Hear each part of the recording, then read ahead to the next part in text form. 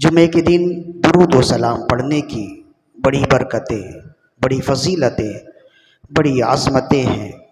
قبل اس کے کہ گفتگو کا آغاز کیا جائے، ایک مرتبہ بلند آواز سے اپنے آقا و مولا صلی اللہ علیہ وآلہ وسلم کی بارگاہ میں درود و سلام کے نذرانے پیش کیجیے۔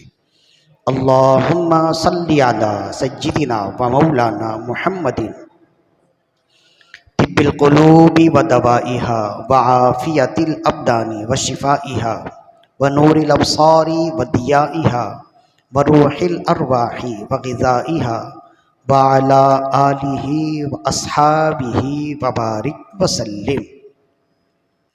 اللہ تعالیٰ کے فضل و کرم سے اور پیارے آقا صلی اللہ علیہ وآلہ وسلم کے صدقے ہم اللہ کے پسندیدہ بندوں میں یعنی اہل ایمان میں ہیں، اور رسول اللہ صلی اللہ علیہ وآلہ وسلم کی امت ہیں۔ اہل ایمان یعنی مومنین، مومنین کے بھی دو درجے ہیں، ایک ہے مومن کامل اور ایک ہے مومن ناقص۔ مومن کامل وہ ہے جو اللہ سے محبت کرتا، اللہ کے نبی سے محبت کرتا اور اللہ کے تمام دوستوں سے بھی محبت کرتا ہے، یعنی اولیاء اللہ سے بھی محبت کرتا ہے۔ اور مومن ناقص وہ ہے جو اللہ سے تو محبت کرے، اللہ کے رسول سے محبت کا دعویٰ کرے، لیکن اولیاء اللہ سے بغض و عناد رکھے، تو وہ بھی مومن ہے لیکن وہ مومن ناقص ہے۔ اولیاء اللہ سے محبت کا نام ہی تصوف ہے۔ تصوف کا دوسرا نام اللہ کے ولیوں سے محبت کرنا، اور اللہ کے ولیوں سے محبت کرنے کا نام تصوف ہے۔ اور مومن اس وقت تک کامل نہیں ہوتا جب تک وہ تصوف والا نہ ہو جائے، اور صوفی اس وقت تک کامل نہیں ہوتا جب تک وہ علم والا نہ ہو جائے۔ چنانچہ حافظ الحدیث امام ذہبی رحمۃ اللہ علیہ نے لکھا، العالم اذا عرا من التصوف فهو فارغ کما ان الصوفی اذا عرا من علم السنہ ضل عن سبیل اللہ۔ فرمایا عالم اگر صوفی نہ ہو تو وہ ناقص ہے، جیسے صوفی اگر عالم نہ ہو تو وہ گمراہ ہے۔ یعنی کامل مومن کے لیے دو چیزیں لازم ہیں، ایک علم اور علم کے ساتھ تصوف۔ اسی طرح صوفی کے لیے یعنی کہ عالم کے لیے ضروری ہے کہ وہ صوفی ہو، اور صوفی کے لیے ضروری ہے کہ وہ عالم ہو۔ عالم اگر تصوف کے ساتھ نہ ہوگا، صوفی مزاج نہ ہوگا، وہ کامل نہ ہوگا۔ اور اگر کوئی صوفی ہو لیکن وہ عالم دین نہ ہو، وہ بھی کامل نہ ہوگا۔ تو ہم نے شروع میں بتایا تصوف کیا ہے؟ تصوف اللہ کے ولیوں سے محبت کا نام ہے۔ تو بات گھوم کر وہیں آئی کہ مومن جب تک اہل اللہ سے محبت نہ کر لے وہ کامل نہیں ہوتا ہے۔ تو یہ ہے اہل اللہ سے محبت کی اہمیت، کہ ہم کیوں اس بات پر زور دیتے، ہم کیوں اس بات پر اصرار کرتے ہیں کہ کلمہ پڑھنے والے کو چاہیے کہ وہ اللہ کے ولیوں سے محبت رکھے، اور اللہ کے ولیوں سے محبت کرنے والوں کے ساتھ محبت کرے۔ اور جو لوگ اللہ کے ولیوں سے عداوت رکھتے، ان کی شان میں بے ادبی کرتے یا ان کا ذکر عامیانہ انداز میں کرتے ہیں، اس انداز سے بچے اور اس طرح کے لوگوں سے بچے۔ اس لیے کہ ہم نے دیکھا ہے قرآن و سنت کے مطابق دنیا اور آخرت کی کامیابی اللہ کے ولیوں سے محبت کرنے میں ہے۔ چنانچہ صوفیاء کرام نے ارشاد فرمایا، یہ ایک حکایت ہے، بزرگوں نے لکھا، کئی بزرگوں نے لکھا ہے، بہت مشہور اور معروف ہے۔ کہتے ہیں ایک شخص کا انتقال ہوا اور تجہیز و تدفین کے لیے لوگ اس کے ارد گرد جمع ہیں۔ کچھ لوگ ذکر و فکر میں لگے ہیں، کچھ اس کی موت کے بارے میں سوچ رہے ہیں، کچھ اس کے کفن دفن کے لیے تیاری میں لگے ہیں۔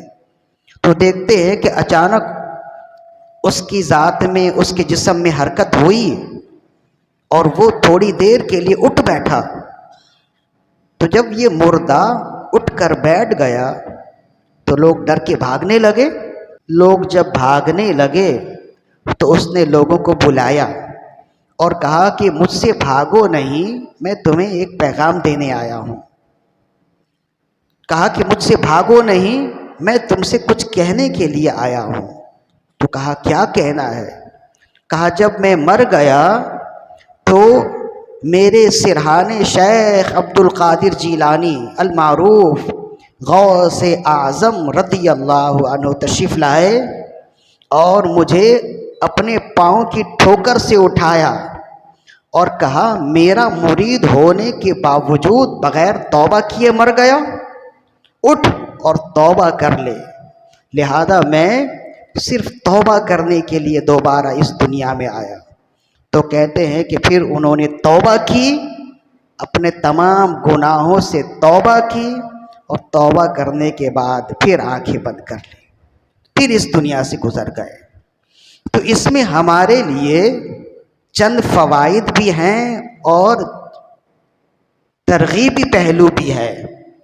سب سے پہلی ترغیبی پہلو یہ ہے کہ سیدی غوث اعظم رضی اللہ عنہ یعنی اولیاء اللہ سے محبت کا ایک بہت بڑا فائدہ یہ ہے کہ موت سے قبل توبہ کی توفیق مل جاتی ہے، اور جسے موت سے قبل توبہ کی توفیق مل جائے تو اس کی دنیا بھی بن گئی اور آخرت بھی بن گئی، اور کیا چیز رہ جاتی ہے اس کے لیے۔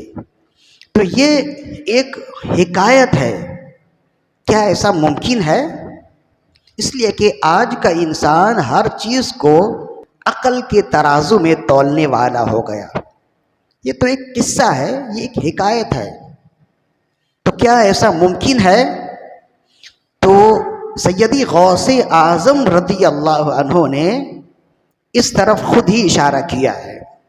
آپ کی مشہور اور معروف کتاب ہے بہجت الاسرار، اس میں سیدی غوث اعظم رضی اللہ عنہ سے منقول ہے۔ چنانچہ غوث اعظم رضی اللہ عنہ کے مریدوں میں ایک بہت بڑا اور معروف نام ہے شیخ شہاب الدین سہروردی رحمۃ اللہ علیہ۔ یہ خود بھی بہت بڑے اللہ کے ولی گزرے اور محدث گزرے، بہت بڑا نام ہے، اور یہ مرید ہیں سیدی غوث اعظم رضی اللہ عنہ کے۔ تو کہتے ہیں کہ شیخ شہاب الدین سہروردی رحمۃ اللہ علیہ ایک دن سیدی غوث اعظم رضی اللہ عنہ کی نشست میں موجود ہیں، اور اس وقت آپ کی نشست میں ایک بزرگ بھی بیٹھے ہیں شیخ حماد الدباس۔ یہ بھی اپنے زمانے کے بہت بڑے عالم و فاضل رہے اور شیخ وقت رہے۔ دیکھیں جیسے ڈاکٹروں کی سنگت ڈاکٹروں سے ہوتی ہے، علماء کی محفل میں علماء ہی بیٹھتے ہیں، تو اللہ والوں کی نشست میں اللہ والے ہی ہوتے ہیں۔ تو غوث اعظم رضی اللہ عنہ تشریف فرما ہیں، اور اسی نشست میں شیخ حماد الدباس بھی موجود ہیں، اور اسی نشست میں شیخ شہاب الدین سہروردی رحمۃ اللہ علیہ بھی موجود ہیں۔ تو شیخ شہاب الدین سہروردی رحمۃ اللہ علیہ نے سیدی غوث اعظم رضی اللہ عنہ کی بارگاہ میں عرض کی، یا سیدی، شیخ حماد سے پوچھیں، ہم جب بھی مسجد کے پاس سے رات کے وقت گزرتے ہیں تو ہم انہیں مسجد میں ہی دیکھتے، اور یہ کچھ پڑھ رہے ہوتے ہیں جس کی آواز شہد کی مکھی کی طرح ہمیں محسوس ہوتی ہے۔ ہم نے بہت غور کیا کہ یہ کیا پڑھتے ہیں، ہمیں سمجھ نہیں آیا۔ ہاں اتنی بات ضرور ہے کہ یہ قرآن نہیں پڑھتے، اور رات بھر ان کا یہی سلسلہ، یہی طریقہ ہے کہ یہ زبان میں کچھ نہ کچھ پڑھ رہے ہوتے ہیں۔ تو یا سیدی، آپ ان سے پوچھیں کہ یہ کیا پڑھتے ہیں، کون سا وظیفہ پڑھتے ہیں، اگر بہتر ہوگا تو ہم بھی وہی پڑھیں گے۔ تو سیدی غوث اعظم رضی اللہ عنہ نے شیخ حماد الدباس رحمۃ اللہ علیہ سے پوچھا، آپ کیا پڑھتے ہیں؟ تو عرض کرنے لگے کہ یا سیدی، میرے 1300 مریدین ہیں، 1300 مرید ہیں، اور میرا یہ طریقہ ہے کہ روز رات اپنے تمام مریدین کے نام پڑھتا ہوں، اور ان کا نام پڑھ کے ان کی حاجت، ان کے مسائل رب کی بارگاہ میں پیش کرتا ہوں، اور کہتا ہوں کہ یا اللہ، میرے مریدین کی یہ حاجات پوری کر دے، اور کسی کی کوئی حاجت مجھے معلوم ہو تو نام لے کر اس حاجت کا ذکر کرتا، ورنہ مطلقاً اپنے ہر مرید کا نام رب کی بارگاہ میں پیش کرتا ہوں۔ اور رب نے مجھ سے وعدہ کیا ہے کہ اے شیخ حماد، تمہارا کوئی مرید مرنے سے 1 مہینے قبل توبہ کیے بغیر نہیں مرے گا، یعنی 1 مہینے قبل تمہارا مرید توبہ ضرور کر لے گا۔ تو سیدی غوث اعظم رضی اللہ عنہ مسکرائے اور آپ نے فرمایا، رب عز و جل نے تم سے وعدہ کیا تمہارے مریدین کے بارے میں کہ تمہارا کوئی بھی مرید مرنے سے 1 مہینے قبل توبہ ضرور کر لے گا، اور میرے رب نے مجھ سے وعدہ کیا ہے کہ میرے مریدین میں سے موت سے 1 لمحہ قبل بھی اگر وقت ہوگا تو وہ توبہ کیے بغیر نہیں مرے گا، یعنی میرا مرید موت سے 1 لمحہ قبل توبہ کیے بغیر کبھی نہیں مرے گا۔ تو 1 مہینے قبل اگر توبہ کر لے تو ہو سکتا ہے اس 1 مہینے میں پھر وہ گناہوں میں لگ جائے، لیکن موت سے 1 لمحہ قبل جسے توبہ کی توفیق مل جائے، ادھر توبہ کرے ادھر موت واقع ہو جائے، اس کی کامیابی زیادہ ہے۔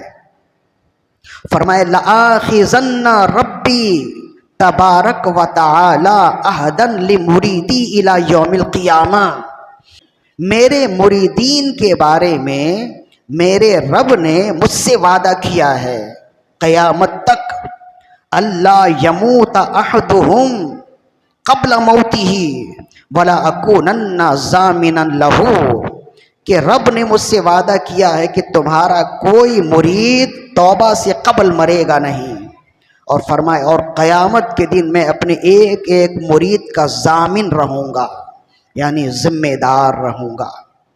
تو یہ فقط واقعہ نہیں ہے کہ اس واقعے کو واقعہ کہہ کے رد کر دیا جائے، یہ سیدی غوث اعظم رضی اللہ عنہ کی خود بشارت ہے، اور آپ کے تمام مریدین سے آپ کا وعدہ ہے کہ رب نے مجھ سے یہ وعدہ کیا ہے کہ میرا کوئی مرید توبہ کیے بغیر مرے گا نہیں۔ تو یہ غوث اعظم رضی اللہ عنہ کا ارشاد دیکھیں اور پھر وہ واقعہ دیکھیں تو آپ کہیں گے کہ بے شک ایسا ممکن ہے، جب غوث پاک کا مرید ہے تو اللہ اپنے نیک لوگوں کے صدقے، نیک لوگوں سے محبت کرنے والوں پہ بھی فضل فرما دیتا ہے۔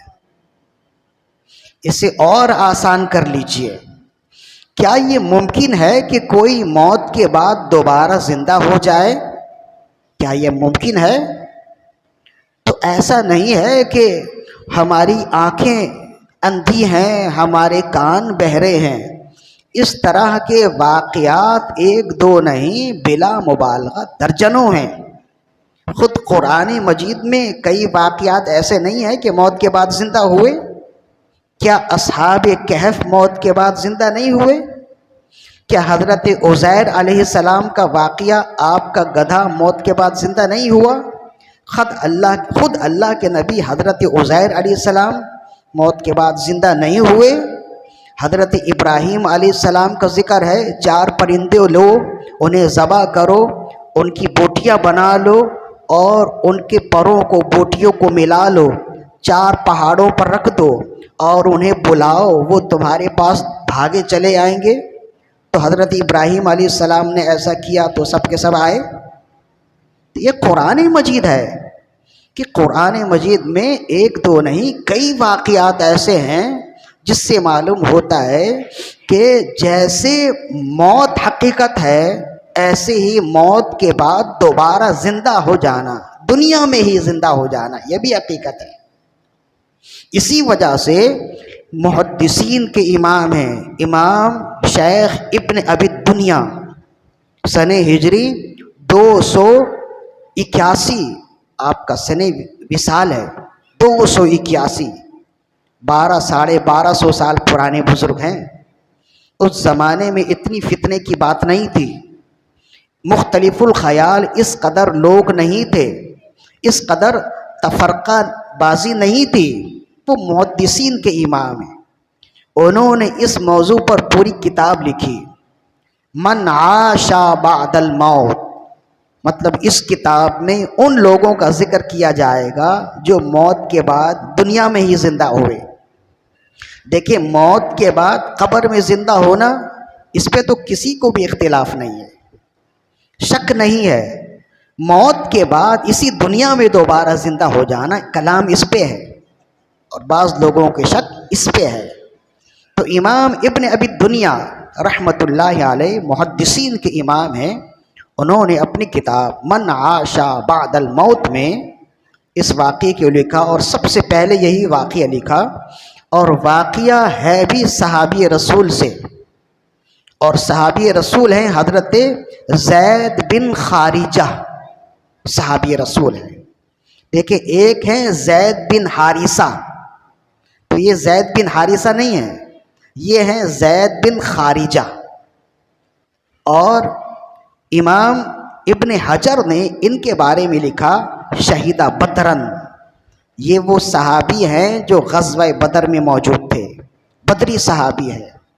اور فرمایا کان وفاتہ فی خلافت عثمان، ان کا وصال ہوا حضرت عثمان غنی رضی اللہ عنہ کی خلافت کے دور میں۔ اور ابن حجر نے ان کے بارے میں لکھا وَهُوَ الَّذِي تَكَلَّمَ بَعْدَ الْمَوْتِ، یہ وہ صحابی ہیں جنہوں نے موت کے بعد کلام کیا۔ ابن حجر نے لکھا تہذیب و تہذیب میں، اور مستند ترین کتاب اسماء الرجال کی، حضرت زید بن خارجہ کے ترجمے میں لکھا انہوں نے، اور اس کا پورا بیان ابن ابی حاتم نے لکھا، اور اسے روایت کرنے والے بھی صحابی ہیں، حضرت نعمان بن بشیر رضی اللہ عنہ، یہ خود صحابی ہیں۔ کہتے ہیں کہ جب بعد میں لوگ جمع ہوئے اور انہوں نے پوچھا اے نعمان بن بشیر، ہم نے سنا ہے کہ آپ زید بن خارجہ رضی اللہ عنہ سے متعلق آپ کوئی حدیث بیان کرتے ہیں، واقعہ بیان کرتے ہیں، ہمیں بھی سنائیں۔ تو حضرت نعمان بن بشیر روایت کرتے اور فرماتے کہ حضرت زید بن خارجہ یہ نوجوان تھے، اور کہتے ہیں کہ اتنی جلدی ان کی موت ہوئی کہ ہم نے اس موت سے قبل اتنی جلدی کسی کو مرتے ہوئے نہیں دیکھا۔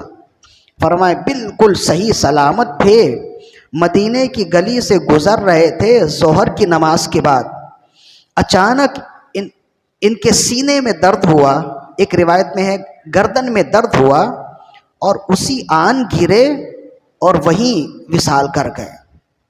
انہیں اٹھا کر لے گئے گھر میں، چادر تان دی، اور کہتے ہیں کہ عورتیں بیٹھی رو رہی ہیں اور جتنے مرد ہیں وہ افسردہ ہیں کہ اچانک ہی ابھی تو ہم نے دیکھا، ابھی تو ہماری ان سے ملاقات ہوئی، ابھی ان کا انتقال ہو گیا۔ تو کہتے ہیں کہ حضرت نعمان بن بشیر رضی اللہ عنہ نے ان پر کپڑا، ان پر چادر تان دیے اور ایک جگہ انہیں رکھ دیا، کفن دفن کے انتظام میں لگے۔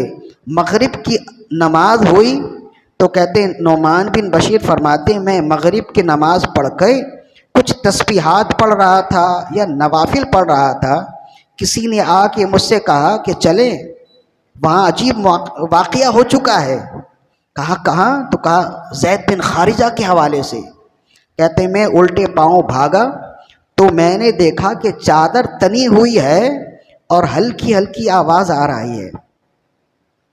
تو حضرت نعمان بن بشیر فرماتے پھر میں نے چادر ہٹائی تو دیکھا کہ ان کی آنکھیں کھلی ہیں اور وہ ہلکی ہلکی آواز میں کچھ کہہ رہے ہیں۔ پھر وہ آواز تیز ہوئی تو ہم سب نے سنا، وہ کہہ رہے ہیں محمد الرسول اللہ ہوا النبی الامی خاتم النبیین لا نبی بعدہ، وہ اللہ کے رسول ہیں، وہ نبی امی ہیں، وہ آخری نبی ہیں، ان کے بعد کوئی نبی نہیں ہے۔ اور فرمائے اسی طرح کتاب اول میں لکھا ہے۔ اور پھر فرمایا پھر ان کے خلیفہ ہیں حضرت ابو بکر، ان کے جسم میں کچھ کمزوری ہے لیکن اللہ کے دین کو نافذ کرنے میں وہ بہت سخت ہیں۔ اور یوں ہی کتاب اول میں لکھا ہے صدقہ صدقہ صدقہ، انہوں نے سچ کیا سچ کیا سچ کیا، یا انہوں نے سچ کہا سچ کہا سچ کہا۔ اور پھر فرمایا ان کے بعد خلیفہ ہوئے حضرت عمر بن خطاب رضی اللہ عنہ، جسمانی طور پہ بھی طاقتور ہیں اور اللہ کے دین کو نافذ کرنے میں بھی بہت قوت رکھنے والے ہیں۔ اللہ ان سے راضی ہے، وہ اپنے رب سے راضی ہے۔ اسی طرح کتاب اول میں لکھا ہے صدقن صدقن صدقن، یہ صحیح ہے، سچ کہا سچ کہا سچ کہا۔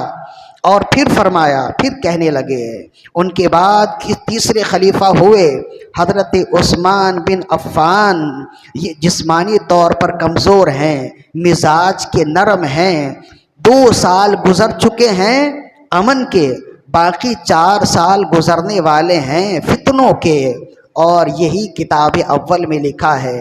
اور فرمایا صدقن صدقن صدقن، یہی سچ ہے یہی سچ ہے یہی سچ ہے۔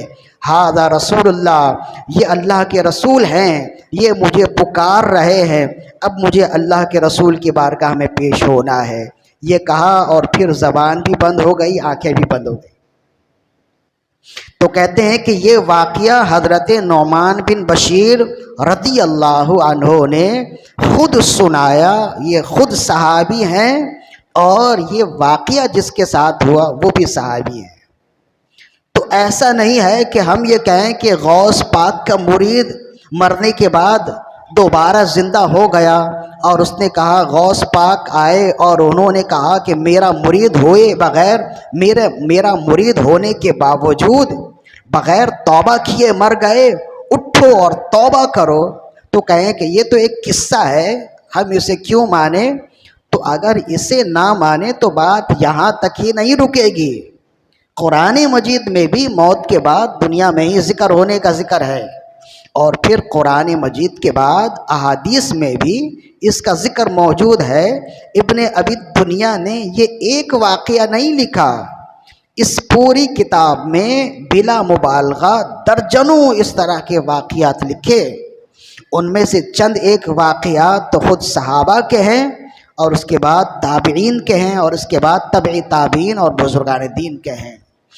تو یہاں گفتگو ہو رہی تھی کہ اولیاء اللہ نیک لوگوں سے محبت کا ایک فائدہ یہ ہوتا ہے کہ اللہ اپنے فضل سے نیک بندوں کی صحبت کے صدقے میں موت سے قبل اسے توبہ نصیب کر دیتا ہے، اور توبہ نصیب کرتا۔